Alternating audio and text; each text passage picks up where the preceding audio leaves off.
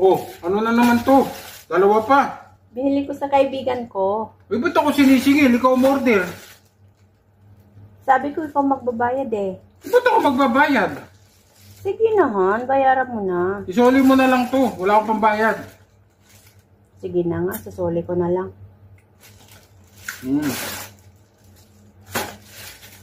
Sabi ko pa naman sa kaibigan ko, matutuwa ka.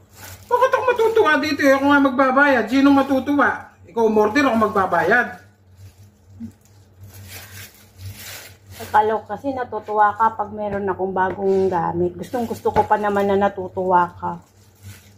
Kasi Bakit lagi matutuwa? Lagi ka kasing pumupogi. Parang taka to. Sinasabi mo. Oo naman. Parang ang ano. Bayaran mo na. Tignan mo, pag ngumingiti ka pumupogi Magkano ba to? 1,000. Sige, ako lang babayad dito. Kunin mo, nandiyan sa wallet ko.